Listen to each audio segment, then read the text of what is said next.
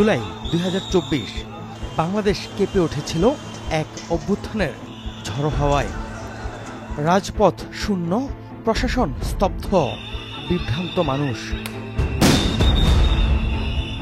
বিশৃঙ্খল ওই মুহূর্তে অনেকেই যখন মুখ ফিরিয়ে নিয়েছিল, তখন সামনে এসে দাঁড়ায় একদল তরুণ। সড়কে শৃঙ্খলা ফেরাতে মাঠে নেমে পড়ে স্কুল, কলেজ, বিশ্ববিদ্যালয়ের শিক্ষার্থী সহ বিভিন্ন শ্রেণী পেশার মানুষ।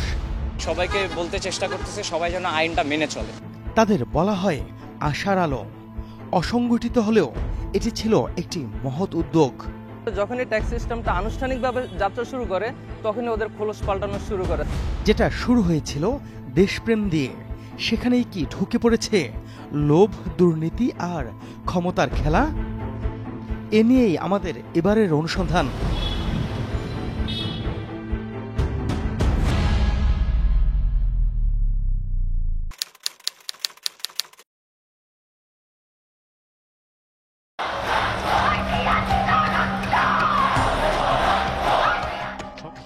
জুলাই ২০২৪ কোটা সংস্কার আন্দোলনে উত্তাল সারা দেশ। শিক্ষার্থীদের সেই আন্দোলনে দফায় দফায় চলে প্রশাসনের হামলা। বর্বর সেই হামলায় নিহত হন রংপুরের আবু সাঈদ।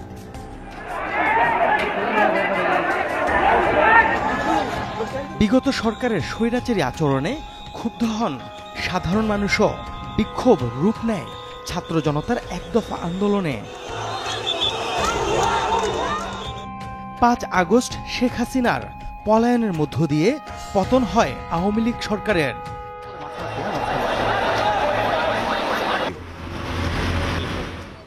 এরপর ৩ দিন ছিল সরকারবিহীন বাংলাদেশ। কোথাও কোনো আইন শৃঙ্খলা নেই, ভেঙে পড়ে রাজধানীর ট্রাফিক ব্যবস্থা। আজকে সকালে কোনো পুলিশ আসে নাই, তো আমরা এখানে যে স্থানীয় আছে, ছাত্র জনতা আছি, তারা এই ট্রাফিক নিয়ন্ত্রণ করার চেষ্টা করছে। সংকটময় সেই মুহূর্তে আবারও এগিয়ে আসে ছাত্র জনতা। তারা নেমে পড়ে রাস্তায় ট্রাফিক ব্যবস্থাপনায়। আইন শৃঙ্খলা বাহিনী তো ছিল না তখন।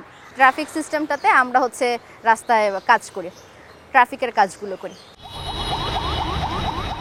সড়কে শৃঙ্খলা ফেরানোর এমন উদ্যোগকে সাধুবাদ জানায় সকল শ্রেণী পেশার মানুষ। স্থানীয় যে সাধারণ জনগণ ছিল, তারা খুব স্বতঃস্ফূর্তভাবে এগিয়ে আসছে আমাদের কাছে, যাতে আমাদের খাবার, লাঞ্চ, ব্রেকফাস্ট, ইভেন ডিনার পর্যন্ত তারা দিয়ে গেছে দীর্ঘ 1 মাস যাবৎ। মানুষ আমাদেরকে দেখতেছে। ইভেন ওই সময়কালে অনেক নিউজ মিডিয়া চ্যানেলে আমাদেরকে কভার করেছে। আমাদের আত্মীয় স্বজন, ফ্যামিলির লোকজন দেখে আমাদেরকে অনেক রেসপেক্ট করছে, যে হ্যাঁ, তোমরা দেশের জন্য একটা কাজ করতে পারতেছো। আমাদের কাছে খুব আনন্দের লাগছে তখনকার ব্যাপারগুলো। মানুষের জন্য কাজ করে মানুষের কাছ থেকে প্রশংসা পাওয়া অবশ্যই আনন্দের ব্যাপার, যে কারণে তখন কোনো বিনিময় ছাড়াই আনন্দের সাথে রাস্তায় ট্রাফিক কন্ট্রোলের দায়িত্ব পালন করছিলেন। এক্সপিরিয়েন্স ছিল না, দ্যাটস ওয়াই বিভিন্ন বিশৃঙ্খলা দেখা যায়। তখন বুয়েটের কিছু ট্রাফিক অ্যান্ড সেফটি ডিপার্টমেন্টের টিচাররা আমাদেরকে বিভিন্ন ধরনের সহায়তা করে। দেন কিছু শর্ট টাইমের জন্য আমাদের ব্রিফ করে কিভাবে আমরা ট্রাফিক সিগন্যাল মেনটেন করব, নিজেদের নিরাপত্তার সাথে কি কি করা যাবে, কি কি করা যাবে না, এগুলো সম্পর্কে আমাদেরকে অবগত করে। ন্যূনতম জ্ঞানও ছিল না, শুধু মনোবলটাই সঙ্গী। ঠিক সেই সময়ে সহযোগিতার হাত বাড়ায় বুয়েটের অ্যাক্সিডেন্ট রিসার্চ ইনস্টিটিউট। শুরু হয় রাস্তায় কাজ করা ছাত্র জনতার ট্রাফিক নিয়ন্ত্রণের মৌলিক প্রশিক্ষণ। 8ই অগাস্টের দিকে আমি একটা প্রোগ্রামে যাচ্ছিলাম রাত 8টা-9টার দিকে। ওই সময় আমি একটা স্টুডেন্টকে দেখি যে ও ট্রাফিক কন্ট্রোল করছে এমন একটা জায়গায় দাঁড়িয়ে, যেটা আনসেফ, এবং ও যে ড্রেসটা পরা ছিল সেটা আমি দেখতেও পাচ্ছিলাম না, ওকে, ও ভিজিবল ছিল না। আমি অ্যাক্সিডেন্ট রিসার্চ ইনস্টিটিউটের দেখে সবাই বলতো যে আরমান, আপনারা কিছু একটা করেন ওদের জন্য। ওরা কিন্তু আসলে প্রপারলি জানে না যে কিভাবে ট্রাফিক কন্ট্রোল করতে হয়। ডক্টর আরমানা সাবিহা হক বুয়েটের অ্যাক্সিডেন্ট রিসার্চ ইনস্টিটিউটের সহকারী অধ্যাপক। তার হাত ধরেই শুরু হয়েছিল ছাত্রদের প্রশিক্ষণ দেওয়ার কাজ। ধীরে ধীরে তা বিস্তৃতি লাভ করে। এক সময় অনুভব করেন এই কার্যক্রমকে সাংগঠনিক রূপ দেওয়া দরকার। সবাই মিলেই তখন এই প্রেস ব্রিফিংয়ের ব্যবস্থাটা হয়। এরপরে ওই প্রেস ব্রিফিংয়ে উপদেষ্টা আসিফ মাহমুদ সজীব ভুঁইয়া আসেন এবং একজন এডিসি, ট্রাফিকের এডিসি মনিপুর রহমান আসেন। ওই প্রেস ব্রিফিংয়ে ডিসিশন হয় যে যুব উন্নয়ন অধিদপ্তর থেকে একটা ট্রেনিংয়ের ব্যবস্থা করবেন, আর এডিসি মনিপুর রহমান বলেন যে আমরা 8টি ডিভিশনে চাকরির ব্যবস্থা হয়তো করে দিতে পারবো। ছাত্র জনতাকে ট্রাফিক কন্ট্রোলে সহায়তার পাশাপাশি তাদের স্থায়ী একটা বন্দোবস্তের চিন্তা ভাবনাও করছিলেন বুয়েটের এই শিক্ষক। অর্থাৎ পার্ট টাইম একটা কর্মসংস্থান তৈরির বিষয়েও নজর ছিল তার। যিনি এমন স্বপ্নের দ্রষ্টা, সেই তিনিই কেন এখন সিস্টেমের সাথে নেই? আপনি কেন এখান থেকে বেরিয়ে পড়লেন? বেরিয়ে পড়া মানে আসলে এই কোয়েশ্চেনটা আমার জন্য কিছুটা এম্বারেসিং। আসলে একটি অপ্রীতিকর ঘটনা ঘটেছিল, যেটা অ্যাকচুয়ালি আমি এই মুহূর্তে মানে বলতে চাচ্ছি না। আমার মনে হয় আপনি তো সাংবাদিক, আপনি যদি একটু সার্চ করেন আপনি ইজিলি এটা ফাইন্ড আউট করতে পারবেন। বোঝা গেল প্রতিকূল এক পরিস্থিতিতে নিজেকে সরিয়ে নিতে বাধ্য হয়েছেন ডক্টর আরমানা হক। কি সেই প্রতিকূলতা, সেটি আমরা খুঁজে বের করব। ফিরছি একটা বিরতির পর।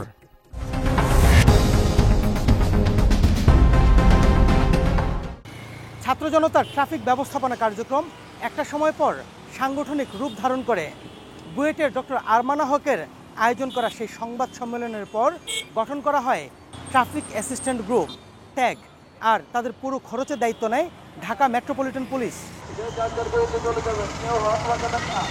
প্রায় 300 ছাত্র প্রতিনিধি নিয়ে শুরু করা ট্যাগের বর্তমান সদস্য সংখ্যা 1000। দৈনিক 4 ঘন্টার বিপরীতে মেম্বারদের মাথাপিছু পারিশ্রমিক নির্ধারণ করা হয় 500 টাকা করে। ট্যাগ হচ্ছে ট্রাফিক অ্যাসিস্ট্যান্ট গ্রুপ, যারা হচ্ছে ট্রাফিকের সাথে ট্রাফিক পুলিশকে সহায়তা করার জন্য বর্তমান সরকারের একটা প্রজেক্ট। বিশৃঙ্খল ওই সময়ে ট্রাফিকের নিয়ন্ত্রণ যারা হাতে নিয়েছিলেন, এই নাহিদ ইসলাম সেই ছাত্র প্রতিনিধিদের একজন। এরা প্রথমে আমাদের সাথে খুব ভালো বিহেভ করে, আমাদের সবার সাথে খুব কোলাবোরেশন করে কাজ করছিল। পরবর্তীতে যখনই ট্যাক্স সিস্টেমটা আনুষ্ঠানিকভাবে যাত্রা শুরু করে, তখনই ওদের খোলস পাল্টানো শুরু করে, তাদের আসল রূপ দেখা যায়। সড়কে শৃঙ্খলা ফেরানোর প্রত্যাশা নিয়ে যেই ট্যাগের যাত্রা, একটা সময় পর সেই ট্যাগেই শুরু হয় বিশৃঙ্খলা। অর্থাৎ গ্রুপ পরিচালনাকারী টপ মেম্বাররা একের পর এক বিতর্কে জড়িয়ে পড়েন। তখন কিন্তু এজের কোনো ধরনের ফিক্সড কিছু ছিল না যে 32 থাকতে হবে, 35 থাকতে হবে বা 18 থাকতে হবে, এই ধরনের কিছু ছিল না। যখনই সিনিয়র কয়েকজন কথা বলা শুরু করে, তখনই তারা হচ্ছে যে বিভিন্ন ধরনের ক্রাইটেরিয়া দেখায়, উসিলা দেখায়, এদেরকে মাইনাস করে দেওয়া হয়েছে। তখনই এদের জন্য সুবিধা হয়েছে, কেউ আর কথা বলে না। যারা টুকটাক কথা বলে তাদেরকে বিভিন্ন ধরনের ব্লেম দিয়ে তাদেরকে বের করে দিচ্ছে। এক অনিয়মকে ঠেকাতে এসে আরেক অনিয়মের মুখোমুখি হয় তারা, যাতে হাবুডুবু খেতে থাকেন ছাত্র প্রতিনিধিরা। আমার টাকাটা হচ্ছে যদি মে মাসেরটা আসে, সে হচ্ছে 14 দিনে আসবে, কিন্তু সে পুরো মাসের টাকা এনে আমার অ্যাকাউন্টে, সেই অ্যাকাউন্ট থেকে সে টাকা তুলে নিছে। স্বেচ্ছায় ট্রাফিকের দায়িত্ব পালন করা ইসমাইল বলছিলেন তার সাথে ঘটে যাওয়া অন্যায়ের কথা, যে অনিয়ম ট্যাক্স সিস্টেম তৈরির অল্প কিছুদিন পর থেকেই শুরু হয়। আমার অ্যাকাউন্টটা ক্রিয়েট করা হয়েছে কমিউনিটি ব্যাংকের আমাদের ডিএস মাধ্যমে, মেহেদির মাধ্যমে। তো সে জালিয়াতি করে আমার নাম্বারের জায়গায় তার নাম্বারটা দেয়। তো তার সকল SMS আমার সব কিছু তার ফোনে যায় এবং সে টাকা তুলে নিয়ে যায়। তার মানে ইসমাইলের ব্যাংক হিসাবে রমনা ডিভিশনের সুপারভাইজার মেহেদির ফোন নাম্বার দেয়া হয়েছে এবং মেহেদি নিজেই অ্যাপসের মাধ্যমে সেই টাকা তুলে নেন। ইসমাইলের অভিযোগের বিষয়ে জানতে আমরা কথা বলেছি মেহেদির সাথে। ইসমাইল নামে আপনার একজন ট্যাক্স সদস্য ছিল, যে কিনা একটা অভিযোগ করছিল যে আপনি তার টাকা উঠাই নিয়েছিলেন, এটা বিষয়টা কি আসলে? এখন এটা তো আমাদের অভ্যন্তরিক বিষয়। এখানে আমি সোজাসুজি বলবো যে আমি ওনাকে বিশ্বাস করেছিলাম এবং ওনার সাথে আমি শুরু থেকে কাজ করে আসতেছি। তো উনি যখন আমার এই বিশ্বাসের জায়গা নিয়ে আমাকে নিজের পিছন থেকে ছুরি মারবে, এটা আমি আসলে বুঝতে পারিনি, কারণ টাকার প্রয়োজন আমার আপনার সবারই হয়। কিন্তু আরেকজনের ব্যাংক অ্যাকাউন্টে নিজের মোবাইল নাম্বার দেওয়াটা অন্যায়, আর যদি সেটা ভুল করেও হয় সেক্ষেত্রে অ্যাপস খুলে অন্যের অ্যাকাউন্ট থেকে টাকা হাতিয়ে নেওয়াটা কি স্বাভাবিক? তার ব্যাংক অ্যাকাউন্টে টাকা ঢুকলে আপনি মেসেজ পাইছেন, ওকে, তো SMS পাওয়ার পর আপনি সাথে সাথে ওই দিনই কেন টাকাটা উঠাইতে গেলেন? ওই দিন টাকা ওঠানো হয়নি। ট্রানজ্যাকশন বলতেছে তাই। আপনি একটু দেখেন। এই যে দেখেন, হ্যাঁ আপনি দেখেন 3 জুন 2025, 3 জুন 2025, কখন ঢুকছে আর কখন বের করা হয়েছে, ওই একই দিন, তারিখ একই। সময় দেখেন। সময়টা যেটা আমি ওনার সাথে কথা বলে তারপরে তোলা হয়েছে। আপনি একই দিনে টাকাটা কেন উঠাইলেন? একই দিনে না, আপনি টাইমটা দেখেন ভাইয়া, টাইমটা দেখেন, সময়টা দেখেন, সময়টা দেখলে আপনি বুঝতে পারবেন। সোজা কোনো উত্তর দিলেন না মেহেদী, অথচ ট্যাগ মেম্বার ইসমাইলের অভিযোগটা সোজা সাপটাই ছিল, মেরে দেয়া হয়েছে তার পারিশ্রমিক। আমরা আরেকটি অনিয়মের দিকে নজর দিতে চাই। গত 3 ফেব্রুয়ারি মহাখালীর আমতলী এলাকায় দুর্যোগ অধিদপ্তরের এক কর্মকর্তা বিবাদে জড়িয়ে পড়েন ট্যাগ মেম্বারদের সাথে। দুর্যোগ মোকাবেলার যে অফিসটা মহাখালীতে, সেই অফিসে একটা লোকের সাথে মারামারির ঘটনা ঘটছে। সেই ঘটনার পরে আমি ইনস্ট্যান্ট সেখানে যাই। সেখানে মারামারির পর্যায়ে দুর্যোগের যে সচিব ছিল তাকে থানার থেকে গ্রেপ্তার করে নিয়ে যাওয়া হয়। আমি থানায়ও যাই, থানায় গিয়ে কথা বলি। যে কথা বলার পরে তখনও জানতে পারি কোনো মামলা হয় নাই। পরবর্তীতে জানতে পারি আমি একটা মামলা হয়েছে। মামলা হওয়ার পরে আমি চলে আসি যে এখন ড্রাইভার পুলিশ এটা হ্যান্ডেল করবে। কোনো ঘটনায় মামলা হলে সেটা তখন পুলিশের তত্ত্বাবধানে থাকে, এটাই স্বাভাবিক। কিন্তু সেই ঘটনায় শেষ পর্যন্ত মামলা হয়েছিল কিনা? তো পরবর্তীতে আমি যতটুকু জানতে পেরেছি, এখানে সেই সচিবের কাছ থেকে তারা একটা বড় অ্যামাউন্টের লেনদেন করে সেই মামলাটাকে তারা নিষ্পত্তি করছে। ট্রাফিক কন্ট্রোলের সময় অপ্রীতিকর কিছু ঘটনাকে পুঁজি করে ট্যাগ মেম্বারদের বিরুদ্ধে চাঁদাবাজির এমন অভিযোগ খোদ সংগঠনের ভিতর থেকেই এসেছে। 3 ফেব্রুয়ারির ওই ঘটনায় আমরা কথা বলেছি গুলশান বিভাগের সুপারভাইজার মশিউর রহমানের সাথেও। তো একটা হচ্ছে মিউচুয়ালে আসছিল একজন ভদ্রলোক, যে বারবার যে রিকোয়েস্ট করছে ভাই আমার একটা সম্মানহানি হচ্ছে, তো সেই ক্ষেত্রে হচ্ছে তারপরে হচ্ছে যে বিবাদী আছে বা বাদী আছে, তাদের ভিতরে বসানো হয়েছে যে ভাই আপনি এগুলো মিউচুয়াল করেন। অপরাধ করার পরও গুরুত্বপূর্ণ পদে আসন পাওয়ার নজির রয়েছে ট্যাগের কার্যক্রমে। সাকিব ভাই, এই সাকিব দেখি তাকান তো ভাই। জুলাই অভ্যুত্থানের পরপরই ফার্মগেটের একটি আবাসিক হোটেলে চাঁদাবাজি করতে গিয়ে জনতার হাতে সদলবলে আটক হন সৈয়দ আহমেদ সাকিব নামের এক শিক্ষার্থী। পরবর্তীতে দেখা যায় তিনি ট্যাগের মিরপুর জোনের ডিভিশনাল সুপারভাইজার হয়েছেন। এভাবে একের পর এক অভিযোগ উঠতে থাকে ট্যাগ পরিচালনাকারী সদস্যদের বিরুদ্ধে। এমনকি অভিযোগ রয়েছে সংগঠনটির গ্রুপ অ্যাডমিনের বিরুদ্ধেও। ফিরছি আরেকটা বিরতির পর।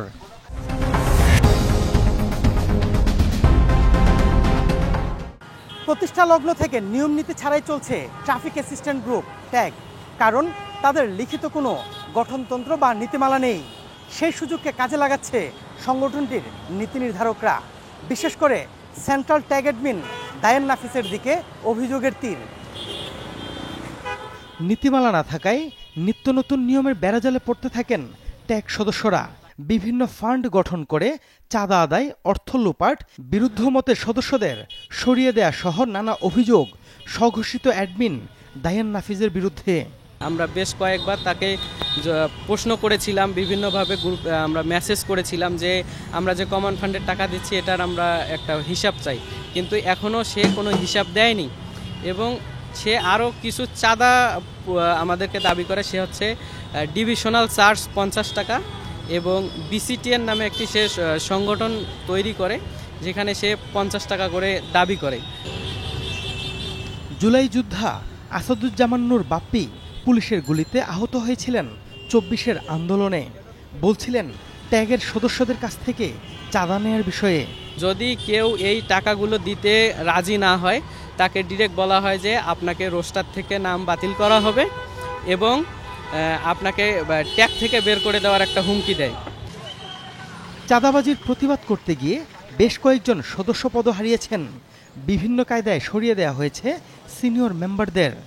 অর্থ লালসা বলেন বা পাওয়ার প্র্যাকটিস, পাওয়ারের যে একটা গন্ধ সেটা বলেন, এটা যখন চলে আসে তখন তার এই যে অসাধু উপায়ে যেটা এই তার স্বার্থটাকে হাসিল করার মেন বাধা ছিল হচ্ছে বুয়েটের দায়ানা আরমানা সাদিয়া ম্যাডাম।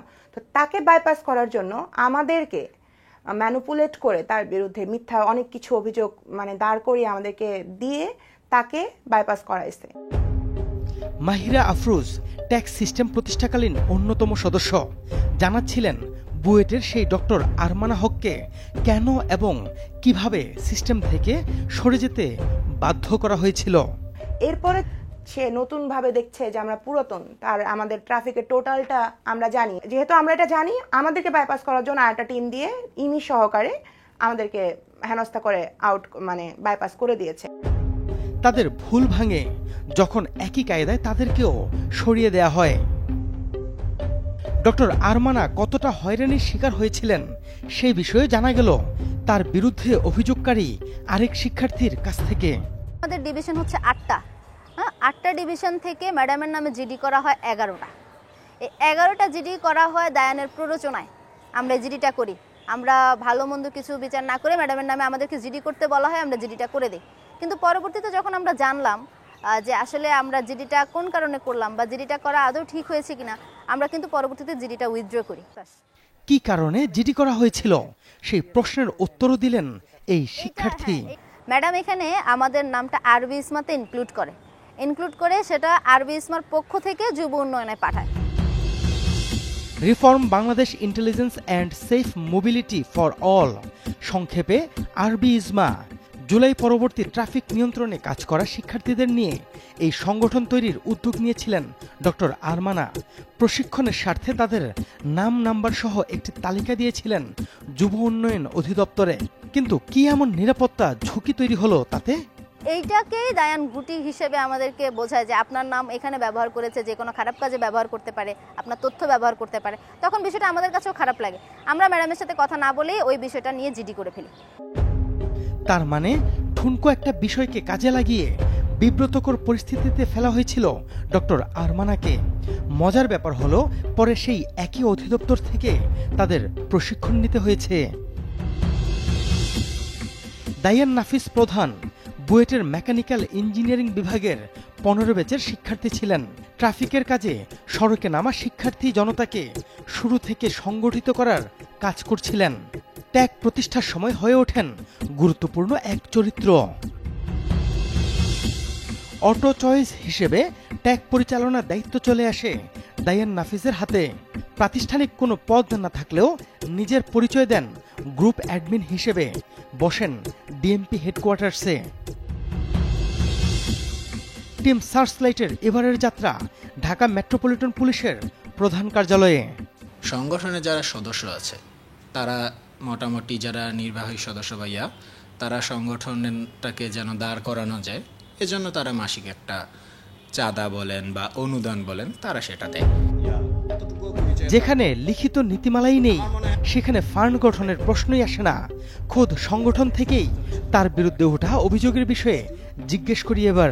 যখনই তারা আপনার কোনো অনিয়ম নিয়ে দুর্নীতি নিয়ে প্রশ্ন করতেছে আপনি তাদেরকে বিভিন্ন উসিলা বাদ দিচ্ছেন। আপনি যেই ইয়াতে বলতেছেন সেইভাবে তো তাহলে আমি সর্বময় ক্ষমতার অধিকারী, তখন তাহলে আমাদের এগেনস্টে যে কোনো প্রকার অভিযোগ উঠলে সেগুলা তো আমি তাহলে মানে ভ্যাঙ্কুইশ করে দিতাম। কিন্তু সেই জিনিসটা তো আপনার বিরুদ্ধে অভিযোগ চলতেছে, আপনি পুলিশ হেডকোয়ার্টারে ডিএমপি হেডকোয়ার্টারে আপনি বসে আছেন, তার মানে আপনার বিরুদ্ধে অভিযোগ থাকার পর আপনি আমার বিরুদ্ধে অভিযোগগুলো থাকলে সেগুলোর আমি উত্তর দিব। বুঝাই যাচ্ছে কৌশলী উত্তর দিতে পারদর্শী দায়ান নাফিস। সেটা না হলে এমন শান্ত থাকা সম্ভব নয়। 2018 সালের নিরাপদ সড়ক আন্দোলনের সময় আমাকে আর কি করে গোলাম রব্বানি বা ওই যে ছাত্রলীগের ফ্যাসিস্টের যারা ছিল তারা আমাকে ধরায় দিছিল, তখন আমরা ফ্রি করে দিই। দায়ানের বিরুদ্ধে ডিএমপি হেডকোয়ার্টার্সে দেয়া অভিযোগের বিষয়ে কথা বলেছি ডিএমপির অতিরিক্ত পুলিশ কমিশনারের সাথে। তার তদন্ত হচ্ছে, তদন্ত করার পরে তার বিরুদ্ধে যদি কোনো অভিযোগ পাওয়া যায় বা প্রমাণিত হয় ব্যবস্থা নিব আমরা। দায়ান নাফিসের বিরুদ্ধে অভিযোগ জমা পড়েছে যুব ও ক্রীড়া উপদেষ্টা আসিফ মাহমুদ সজীব ভুঁইয়ার দপ্তরেও, তবে যোগাযোগের চেষ্টা করেও তার বক্তব্য পাওয়া যায়নি। ট্রাফিক নিয়ন্ত্রণ ব্যবস্থাপনায় ইতিবাচক পরিবর্তন আনার স্বপ্ন নিয়ে শুরু হয়েছিল ট্যাগ, অথচ অনিয়ম অব্যবস্থাপনা আর ব্যক্তি স্বার্থের কারণে মূল লক্ষ্য থেকে সরে এসেছে জনকল্যাণমূলক এই উদ্যোগ। তাই এখনই সময় স্বচ্ছতা ও জবাবদিহিতা নিশ্চিত করে সংগঠনটির প্রয়োজনীয় সংস্কারে কার্যকর পদক্ষেপ নেওয়া।